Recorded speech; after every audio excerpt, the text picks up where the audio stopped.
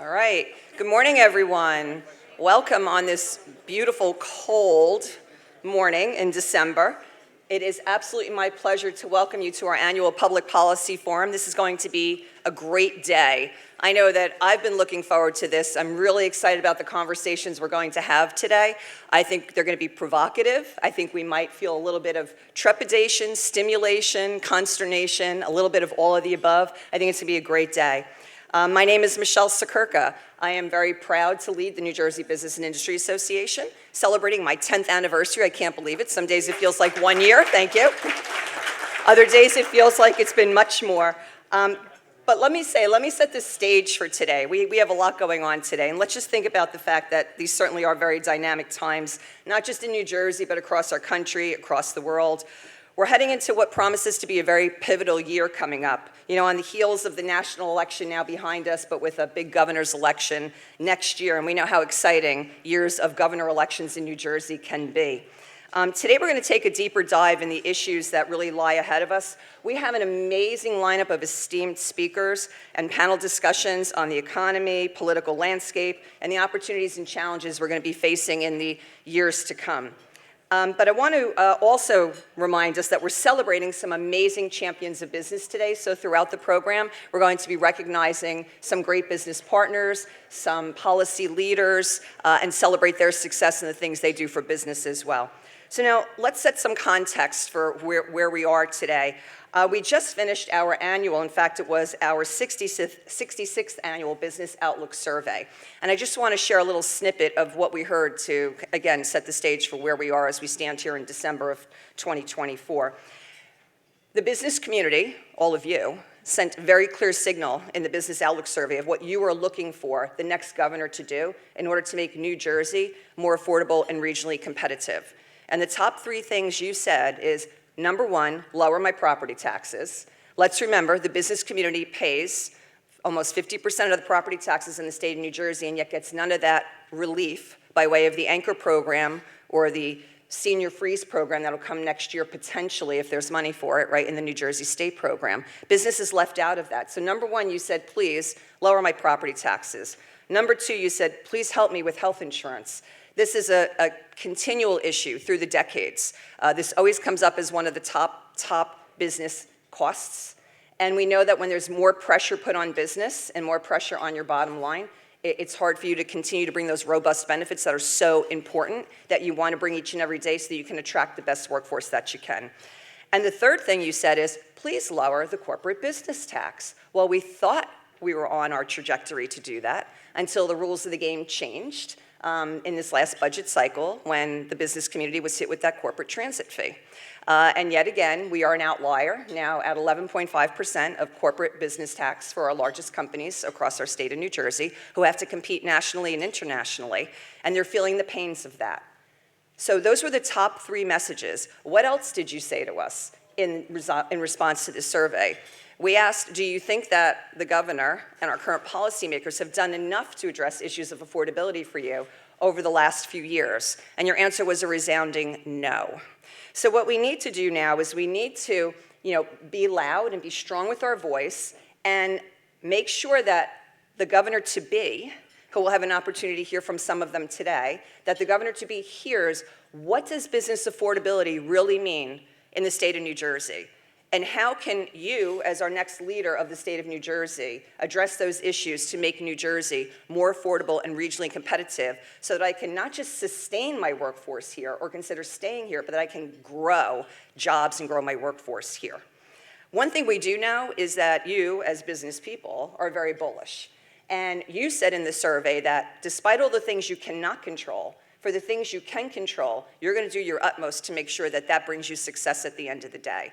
And that's where that resiliency of New Jersey business always comes shining through in New Jersey. No matter what government may throw at you, no matter what society may throw at you, and no matter what issues like COVID may be thrown at you, you are so resilient that at the end of the day, you button up and you get your food on the ground and you do what you need to do for your workforce, for your community, and for your business. And we celebrate you with that.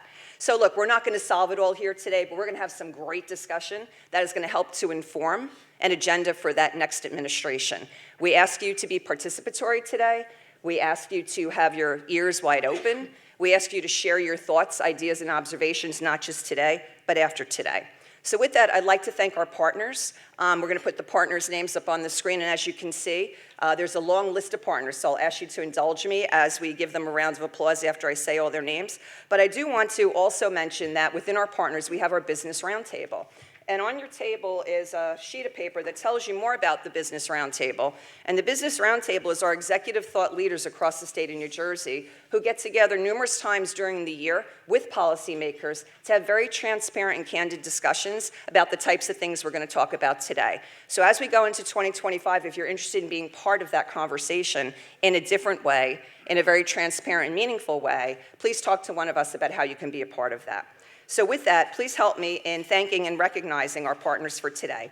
ACI Medical and Dental School, Amazon, AmeriHealth, Association Member Trust, AT&T, Atlantic City Electric, Bristol-Myers Squibb, CGI, Citizens Bank, Connell Foley, Dorno Corporation, DSM Firmenich, Eastern Janitorial, Fidelity Investments, Focus New Jersey, Geneva Burns, Hackensack Meridian Health, the Healthcare Institute of New Jersey, Horizon Blue Cross Blue Shield, IBEW Local 102, Johnson & Johnson, Junior Achievement of New Jersey, Manufacturing Counts, Murata Controls, Maurice Piers, New Jersey American Water, New Jersey Business Magazine, New Jersey Council of Community Colleges, New Jersey Resources, New Jersey Society of Certified Public Accountants, NJM Insurance Group, Optimum, Otsuka, Phillips 66, Prager Metis CPA, PricewaterhouseCooper, PSE&G, Stevens & Lee, South Jersey Industries, and United. Let's have a round of applause.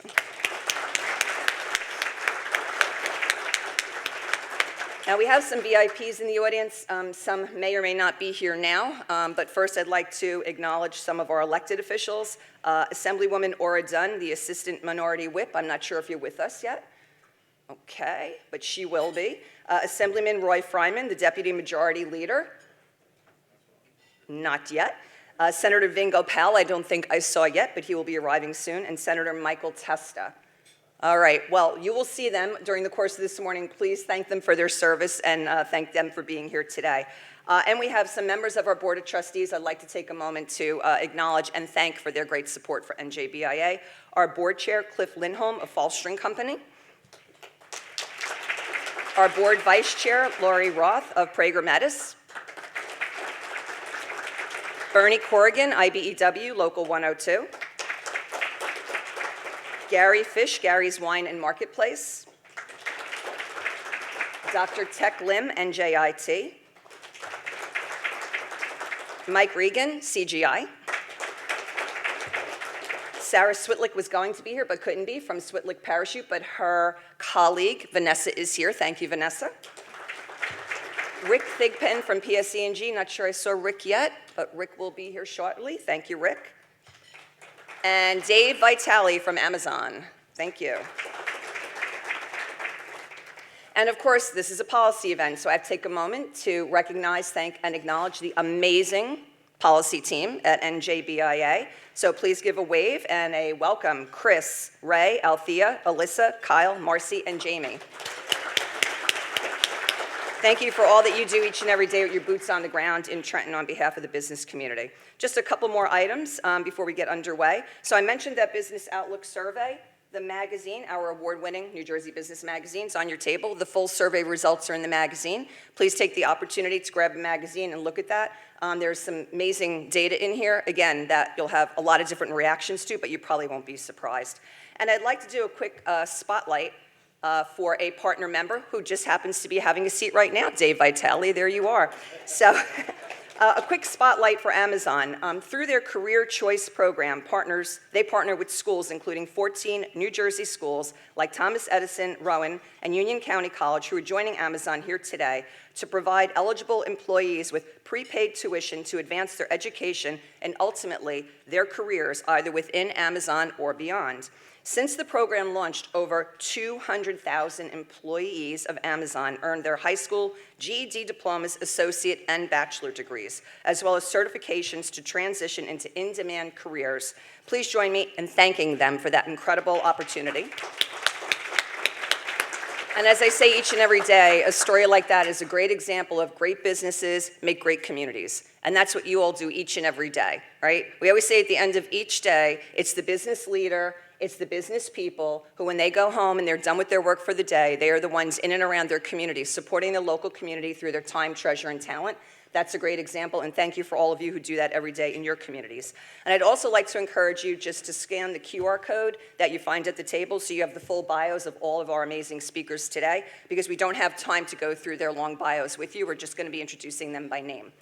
With that, I am so ready to kick off this program. I hope you are too, and I'd like to invite up, as I introduce them, Mark Lehmann and Andrew Sidamon-Eristoff. And let me tell you about them as they're making their way up to the floor for our fireside chat.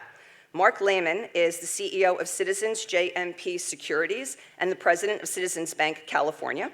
And Andrew Sidamon-Eristoff is the former New Jersey State Treasurer and owner of ASC Tax Policy and Administration, LLC. Together, we're going to have a discussion about the economy and the impact of the recent presidential election on our economy. So please welcome Mark and Andrew, and let's kick it off. All right, great. So Andrew and Mike, thank you so much, Mark and Andrew, for being here this morning. In our prep session yesterday, we couldn't get enough of what we wanted to talk about. So hopefully we can cover this in the 40, 50 minutes we have. We will have the opportunity to take some questions from the audience, so get them ready as we're getting underway. Let's start at the top. Really, where are we today relative to the economy? Because there's so many different feelings by people and what they're experiencing today. Are we in a strong position right now? Are we still in a challenging position? But what is affecting that? So give us a global view of where we stand right now, Mark, relative to the economy. Thank you for having me. Thank you all for being here. I think if you look at the statistics and you look at what we've come through, and I'm going to keep saying through COVID because it's an important backdrop for the last 4 years, the statistics bear out the following. We have the highest growth rate of any major economy in the world, and we have the lowest inflation rate of any major economy in the world. We've gone through, like all countries, a shock to the system for the last 4 years. We're coming off a lot of issues, whether it's the zero interest rate environment, whether it's COVID, lots of things globally going on, wars, other really important issues. But I think the market has really done a good job getting through these last 4 years, I think, and there were a lot of things that were very unpredictable. But I also think, and you're seeing that in the stock market performance the last 4 weeks, we're ready for something because we've had many, many years of just this kind of gumming up of the system, figuring out what to do with interest rates, figuring out what to do with growth rates, figuring out what to do post-COVID. And I think you're going to see a lot more activity in the next couple of years. And at Citizens, we have a great perspective because we see thousands of companies. We see it every single day with people who are accessing capital and who are accessing the markets. And 25 is going to start out roaring. And as a quick backdrop, 2021 was the peak of IPOs for the market in this cycle. And in 2022, we were down almost 90%. And in November, we had 0 IPOs on Wall Street, 0, which is not good for my business. And it's going to be a lot better next year. Thank you. Andrew, take us down to New Jersey and give us the same perspective. What are we seeing here in New Jersey and the economy? Well, I appreciate what Mark said. Frankly, with respect to New Jersey, I think the outlook is a little bit less sanguine. Let me just share a couple of data points. Many of you are familiar with the American Legislative Exchange Council. They run an annual survey and report on the economic outlook of various states, and they ranked New Jersey recently as 46th in the nation. So that's the good news. Well, actually, the bad news. The good news is that New York State was 50th, so we're doing a little better than, I guess, our big neighbor to the north and east. But there's some other some data points that I think should give everyone a bit of pause as we consider what's happened over the last year and anticipate what might happen in the future. I recently consulted the state's most recent offering statement for disclosures related to the economy. These are offering statements that have to be generated in relation to upcoming bond issuances. And if you really want to know what the state's worried about from a fiscal or economic standpoint, they make for important reading. And the state at this point acknowledges that they expect only slow growth in personal income and consumer spending for the current fiscal year. And they also acknowledge that economic growth in 23 and on into calendar 2024 was slower than the US average. And in 24 so far, through the second quarter, our growth rate has been slower than Pennsylvania and the U.S. as a whole, and it's slower than the U.S. as a whole in terms of our GDP as well. So, and then there are other data points that I also should share. Our unemployment has been at 4.7%, which is higher than the U.S. We have the fifth highest rate of unemployment in the country. Jobs have been kind of a mixed bag, but it seems that as of the beginning of calendar 24 through July, job growth has been slowing here in New Jersey. Payroll and unemployment or employment declined in 4 out of the first 7 months of 24. Recently, we saw in the third quarter that the private sector here in New Jersey shed about 5,300 jobs, which doesn't sound like a lot, but it's an ominous trend. We're also standing out in relation to the nation. So we've slowed our job growth, or in fact lost jobs, while the nation as a whole has gained jobs during the same period. Wage and salary growth is a similar state of affairs. Wages in the first quarter of 24 rose 5%, which sounds like a good number, but was lower than New York's 6.3% and Pennsylvania's 5.4%. Personal income growth as well has ranked 27th out of the 50 states for the first and second quarter of this year. So New Jersey has some challenges. Yeah, so this is very consistent with the results of the Business Outlook Survey. And not only is it consistent with the results of the Business Outlook Survey, which is the businesses telling us that, right now government is acknowledging it, it's also consistent with what BIA has been talking about on the policy stage for the last year plus. These are the exact data points that we've been discussing, now acknowledged by government. Acknowledged, maybe a little too late. We've been trying to get ahead of it, right? We try to stay 2 steps ahead. And I think if we can think about this going forward, and a bit of the trepidation we have about looking forward, how do we get ahead of that with some good, sound policy ideas that our businesses can benefit from? It's staring us in the face. The opportunities are staring us in the face. Mark, let's jump back up and talk about the election that just was. And now I'm feeling a little schizophrenic because on one side, we hear fears, tariffs, immigration, et cetera, and the impact, on business, community, and economy. On the other side, we hear, increase in jobs and energy independence and maybe continuation of the Tax Cuts Job Act, et cetera. So there's a lot of, again, not settled understanding of what a Trump administration is going to mean for the business community, which I think when we don't have understanding, we get a little nervous. Can you shed some light for us on what you're seeing, what you're thinking, and what you're hearing? Sure, and it's a lot.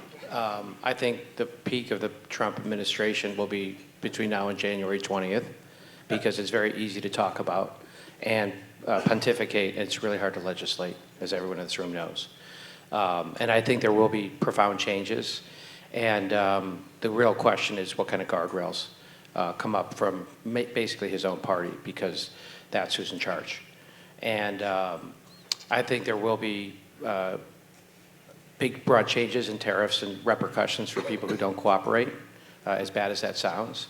And let's also be clear, we are energy independent in lots of ways. The state and the country's done a great job at production and really and the other really important thing is we're the innovation leader of the world. And that's a really important fact for the next few years and decades, whether it's AI, whether it's energy, whether it's, we spent the last 20, I'm 33 years on Wall Street, we've spent 30 years globalizing the economy, and deglobalization and less regulation is going to be the theme for the next 4 years, and onshoring, and it's a really important theme that's playing out right in front of our eyes, whether it's in AI, whether it's into the data center markets, and all the things that are really going to power this marketplace. We're the thought leader and innovator in healthcare. There's going to be profound changes in healthcare. Drug discovery is accelerating. We're going to cure lots of diseases that seemed incurable. But the regulatory backdrop is really important, and the tax backdrop is really important. There's a lot of euphoria on Wall Street. You're watching your 401ks go up a lot in the last 4 weeks. And that feels really good, I'm sure. But there's always something lurking around the corner. We were talking about that earlier today.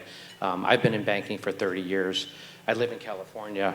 Watching SVB and First Republic and Signature Bank fail in March of last year, and the speed and the way it happened was so profound.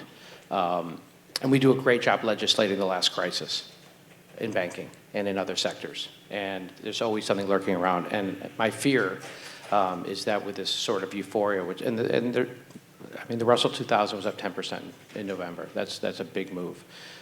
Is that we're getting a little euphoric, and we're not really looking at what has to happen with some guardrails. And it'll be really interesting to watch what the party does. We've already seen a couple of the nominees kind of filter back, the people who seem outside of anybody's comfort zone. We'll probably see more of that. But it's going to be really interesting to watch. Another thing to watch is 2026, there's 33 senators up for re-election. We all know that. 20 of them are Republicans. So that's coming around the corner. And so I'm optimistic because of what's been put in place the last 4 years. The Jobs Act, Build Back Better, some of the onshoring, some of the pressures globally, some of the fears of China, which are real, have made the U.S. the best place to create. I think that's really an important backdrop, but we got to make sure that that continues. So as the innovation country, that's wonderful. We love to say in New Jersey, we were the original innovation state, though we feel we've lost our way on that some bit. In fact, our vision at NJBIA is to see New Jersey reclaim its stature as the innovation state, and that's what we strive for each and every day in everything that we do. So Andrew, taking it down to the state now, what is the impact of things like tariffs, for example, on New Jersey manufacturers, a big segment of our community and our pharmaceuticals, et cetera? So once again, I'm going to be a bit of a gloomy voice.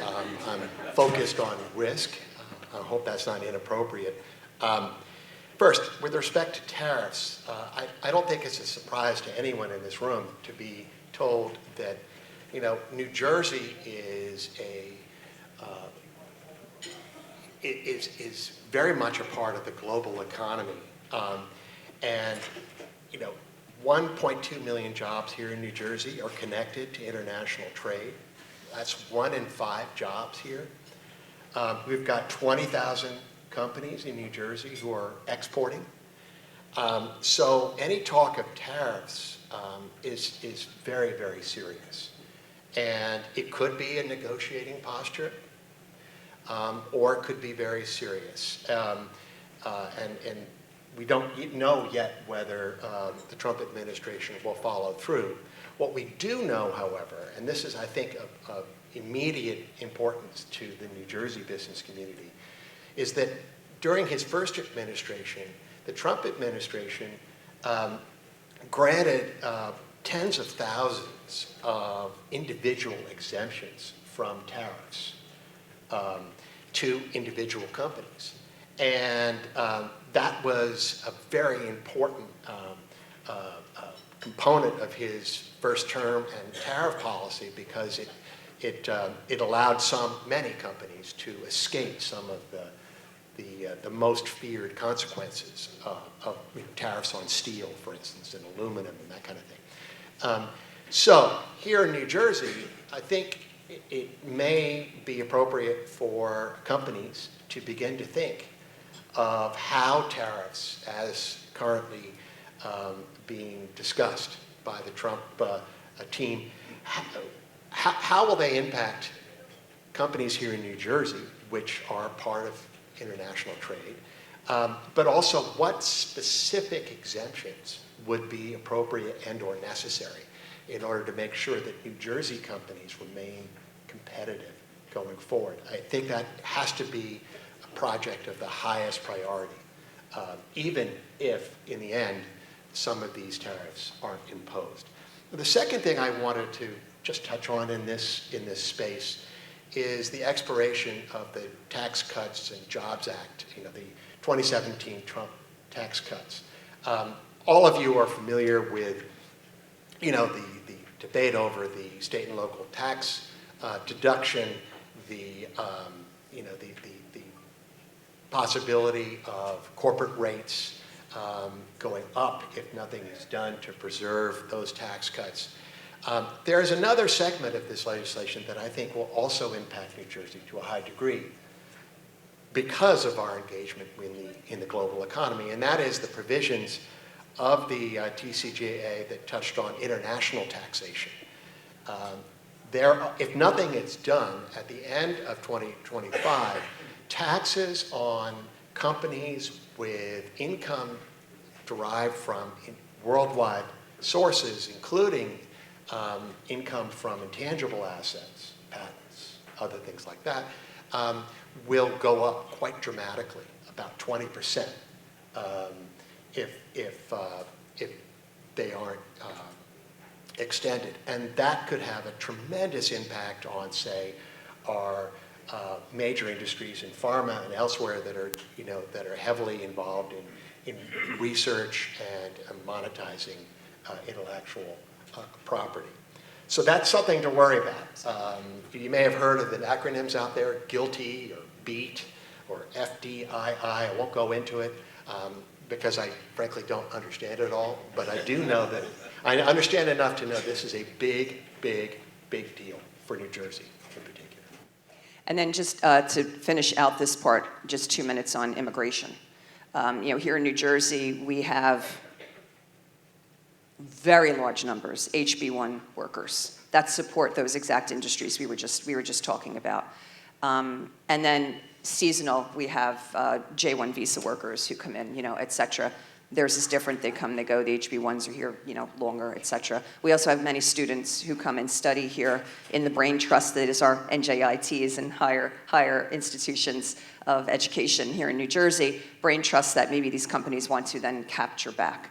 And we are one of the largest visa states in the nation. I think only, if I recall correctly, Chris gave me some stats last night, behind California and Texas, and New York and Virginia are very close to us in this space. Figures East Coast, right, Northeast.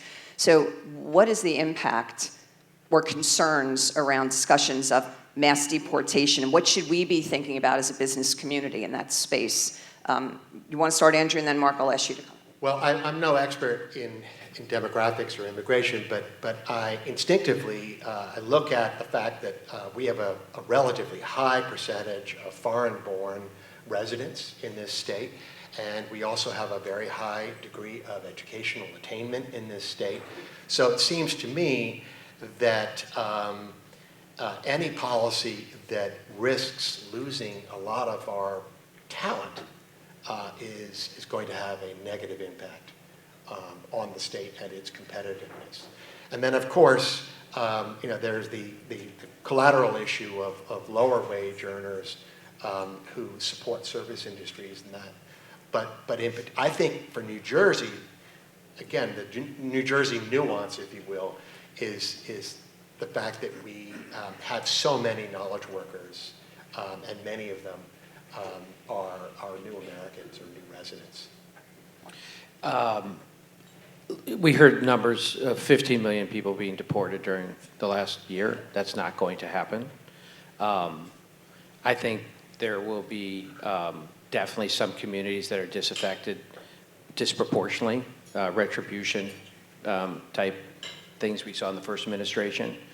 But to think that our fields are not going to be picked by some of the laborers who've been doing it for the last generation and more, and some of the unskilled workers who are really make our beds and do things in hotels, et cetera, if that whole complex goes away, it's not going to happen. But there will be profound repercussions, I think, from those policies, and I think his electorate wants it.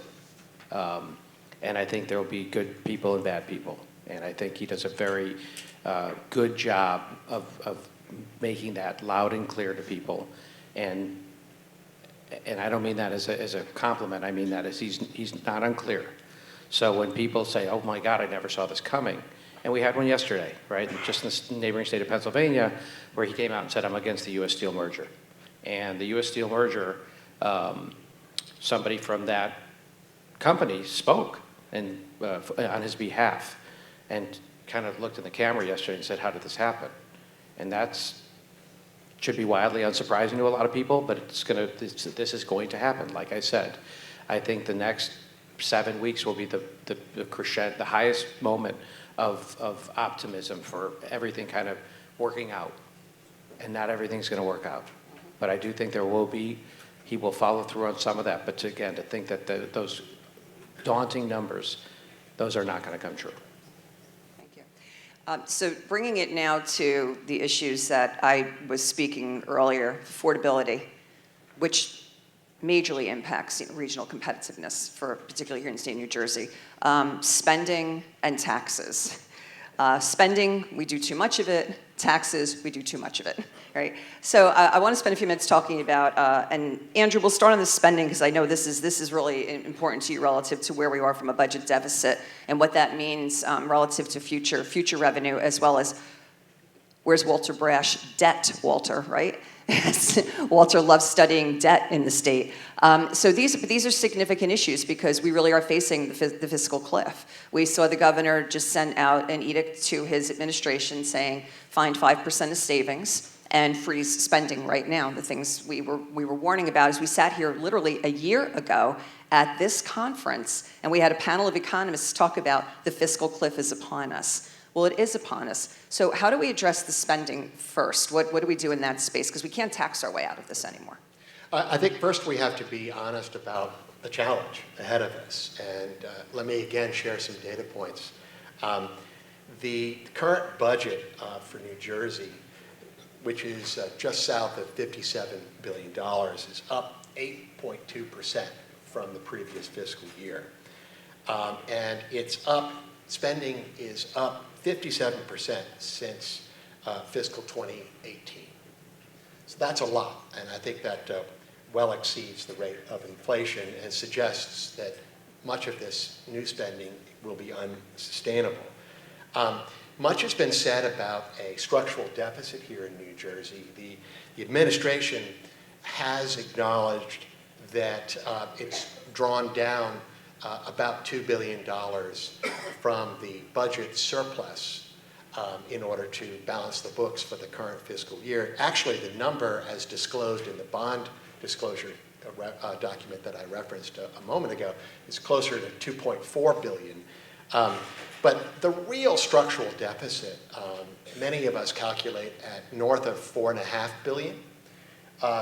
And that's because the state has been using resources that won't be available in the future. For instance, many of you are painfully aware of the imposition of a surcharge on corporations going forward. That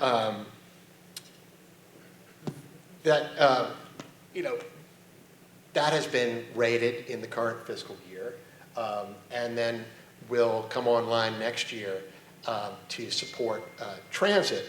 But well, we'll see if it's going to go to support transit, won't we? Indeed, yes. And but there's another, the Stay New Jersey program that you referenced a moment ago, which is the new, shiny new property tax relief package that the legislature and the governor adopted. That will require an increased appropriation of about $1.3 billion over the next couple of fiscal years. So if you add it all together, we're looking at a structural deficit north of $4.5 billion, which is a lot of money by any measure. So I'm worried that the state is just not, announcing a 5% trim in the current fiscal year is just window dressing. It's just a talking point because I think there are larger issues afoot. And the next governor, who may well attend this conference here today, will probably be presented with a very serious set of challenges.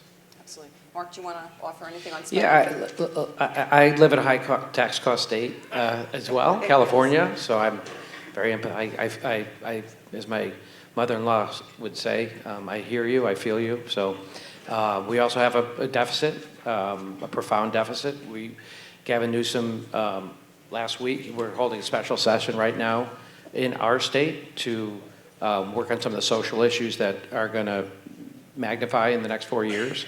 But getting back to the economics, I mean, one of the edicts of the Trump administration is the size of government. You look at some of these agencies, if you will, with Elon Musk and the Department of Government Efficiency, and the theme of there's too much government is going to pound out for the next 4 years. We're going to hear that left and right. And whether it's national or local, that's what's going to happen.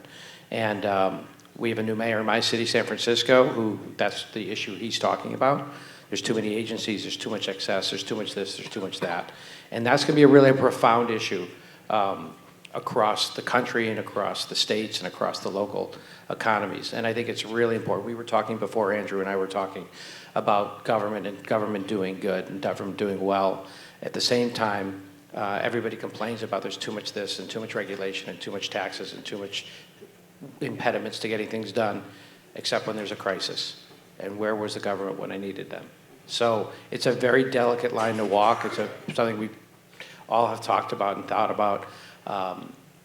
But I do think, I keep saying this, there will be profound changes that will filter down from the federal government down to the states because both socially and politically as well as economically, things will change.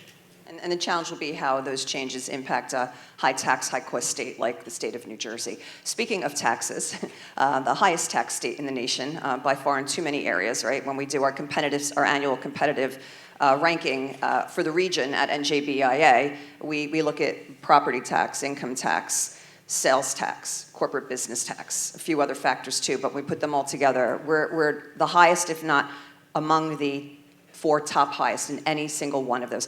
What is the impact of taxes on economy? And what can we do? I mean, we say, oh, let's lower taxes. I don't know how practical that is. It's easy to say, not easy to accomplish. But, in this space, what do we do to have taxes be more friendly so that we could have better affordability in New Jersey? Andrew, you want to start? Well, that's a huge question. Perennial question. So I think number one is you want stability in your public policy, whether it's taxes or spending or regulation.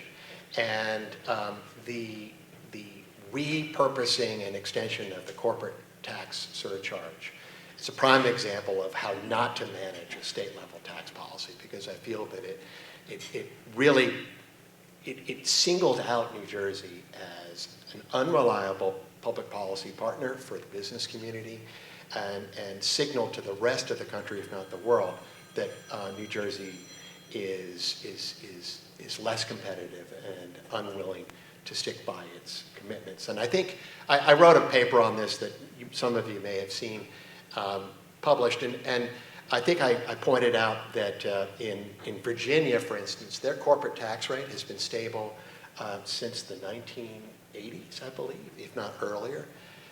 Whereas you couldn't say that about New York or New Jersey or Connecticut, most of our competitive, regionally competitive states. So stability is number one. And the other, factor I would put in terms of tax policy is to recognize that state-level tax policy is part of a mix of public policies that do impact migration. Migration not only with respect to individuals and families, but also businesses over time. And the key is that modifier over time, because I think taxes are an important factor at the margin of economic decision-making over long periods of time. And we've seen that here over decades, for instance. Both New Jersey and New York have seen a increase in the number or proportion of high earners who are filing as non-residents as opposed to residents. It tells you a lot about what's going on. We have also, for quite a long time, not made as many new income millionaires as the national average. So, you'll read stories in which, advocate groups who want more taxes say, well, we have more millionaires now than we did before we put on the surcharge. Well, that's great. Yes, it's true. But we don't have as many as we could or should have. And, at one point when I was still in office, which is now 1,000 years ago, I asked staff to do just a rough back-of-the-envelope model of how much extra revenue we would have had we grown our millionaire filer population at the national average. And it came out to just short of $1 billion a year in gross income tax revenue. So that I think, speaks to the real impact of tax policy at the state level. Let's get the mics ready because we're coming to Q&A. I can't help but just on the out-migration, throw out one of those NJBIA stats because we update these numbers every year from the Tax Foundation and census data. So over the last 15 years, $35 billion adjusted gross income leaving the state of New Jersey. $35 billion. 2022 alone, over $5 billion. So somebody maybe wants to say, 15 years, average that out. 2022, over $5 billion. That's recent. Right? That's money leaving the state of New Jersey that is otherwise not just not taxed here, it's not spent here. It's not spent at your companies, buying your products and your services. It's spent somewhere else. All right, let's get some questions from the audience. And these lights are pretty bright, so if someone can let us know. But raise your hand, we have mics floating around. Wave, because I know you gotta have a question for these gentlemen. Or else I'm gonna bring on some more. Here we go, Michele. Okay. And please say who you are and your company. Oh, I know who you are, Ben. Great, thank you. Hi, I'm Audrey Lane. I'm with Garden State Initiative. Thank you both for your insight. It's, I'm not going to say reassuring, it just reaffirms what a lot of us have been saying. My question is directed at you, Andrew. I'm wondering if you had a magic wand and can start to make a couple of changes, maybe what would be the top 1 or 2 policy changes you'd like to see in the next administration to help the economy and economic growth? Well, okay, so number one would be to adopt a framework that emphasizes stability in our public policy, specifically tax policy. So that would be number one. And I would, if I had a magic wand, I would be working with the business community to basically structure that going forward. Beyond that, I think that what needs to happen in this state is we need to take a serious look at our cost structure. And this will actually be quite painful if it's done correctly and comprehensively, because there's so much about New Jersey's affordability problem that is really embedded in the way we organize our communities and the way we do our local politics as well as our state politics. New Jersey is a target-rich environment for basically wasteful practices at the local and at the state level. I'll give you one example that really gives me, it makes me upset, and you'll probably laugh. But as a refugee from New York State, I can tell you there is no other state that I've ever been to that has this ridiculous practice of assigning not one, but 2 police cars and officers to monitor traffic safety at every utility project in the state, regardless of whether there is a true traffic safety issue. This is a local practice that costs ratepayers, i.e. taxpayers, a lot of money over time. And no one wants to get into this. I actually filed an Oprah with the borough of Princeton a couple of years ago, and it took an extremely long time for me to get a straight answer about this. But what happens, just to kind of tell you what's going on here, So the utility companies are okay with this because they just pass on the cost to ratepayers. The localities are okay with it because they set the rates that they charge the utilities for assigning police officers to monitor traffic. But they set those rates at a senior officer level. But of course, they assign junior officers to the detail. So they make money. They say they, quote unquote, save taxpayers money. But of course, they're not saving taxpayers money because last time I checked, I'm both a taxpayer and a ratepayer. So it's pretty irksome. And then beyond that, you know, the police unions love it because this justifies higher headcount and overtime. So it's a symbiosis that permeates the system. It's just one not so small example of the culture of New Jersey that is antithetical to affordability. And that has to be addressed, you know, both within and outside government. Mark, anything that you can offer in response to the question? No, I mean, I think you make a really good, but I really do believe the next 4 years, the size of government and the number of agencies and the repetition for job descriptions are going to go down, and it's going to be painful because, right, the unions and the embedded, the annualization of this is embedded in all of our economies, and we could have sat up here 20 years ago and said the same thing. So ripping off that Band-Aid and really doing something very difficult is really hard. And it's like, what I always say, it's like parenting. It's like with a colleague, nobody says, I wish I would have waited another 6 months. I guess my point is that, you know, everyone in New Jersey seems to have an angle of some kind, right? It's a Jersey thing. It's a Jersey thing, maybe. But the point is that if you're really going to get your arms around affordability in New Jersey, you have to examine yourself and your own cultural space, as well as everybody else. It's your problem, not everyone else's problem.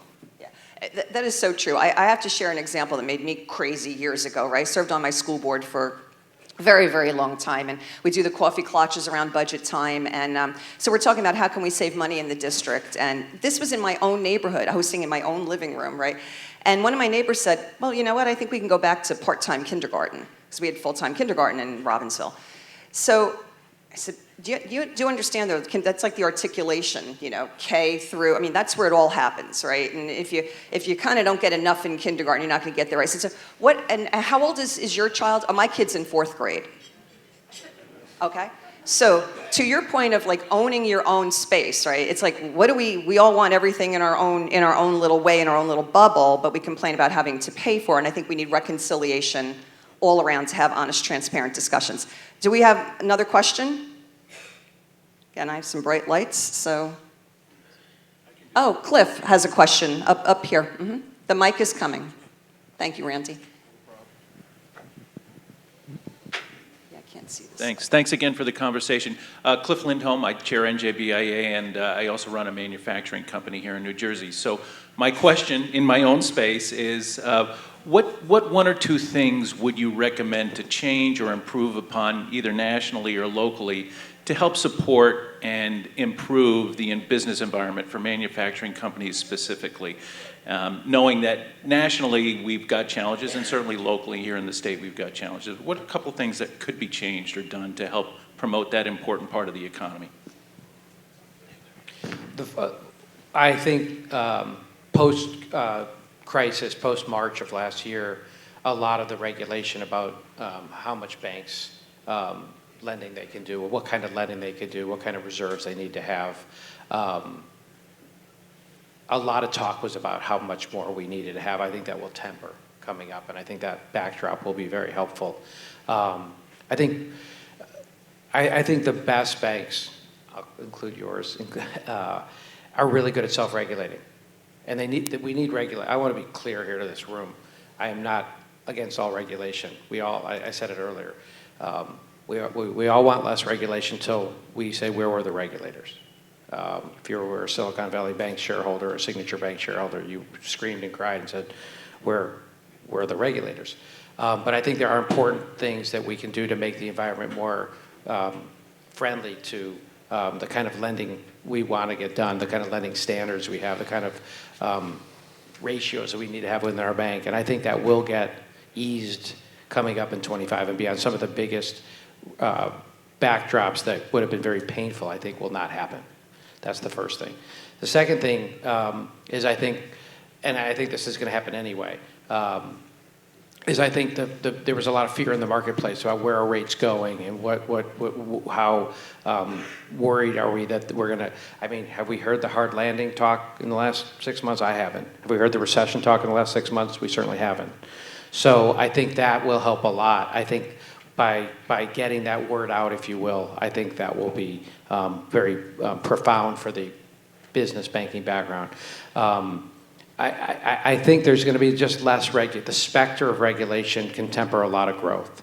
And I think the specter of that, combined with some of the standards about how much hold we need to have, will make the backdrop for the next few years very optimistic, I think, from the bank's perspective.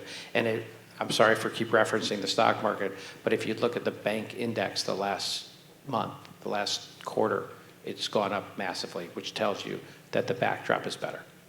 Right. Andrew? So with respect to manufacturing, I think my threshold response is to say we need to appreciate the diversity of manufacturing as a concept. You know, many of us, when we first hear that word, we think of an old line factory producing washing machines or something like that. But of course, that's not what's really going on. But here in New Jersey, we have an incredibly diverse manufacturing sector. And so I think the policy prescriptions, whether they be property tax abatements, special incentives or credits for employment or investment based on manufacturing activity, they need to be tailored to different segments of the manufacturing sector. And that's a little bit above my pay grade because I don't profess to know a lot about how that is structured, but I think there's probably room for more of a scalpel rather than the sort of the typical, frankly, tried, true, and now tired approach of saying, well, let's just reduce the factor apportionment for manufacturing receipts or whatever it is. Some of that may be still relevant, but maybe it's time to look a little bit beyond that and to kind of focus in on a more micro level for different elements of the sector. Time for one more question. Right up front, Wayne, come, yep.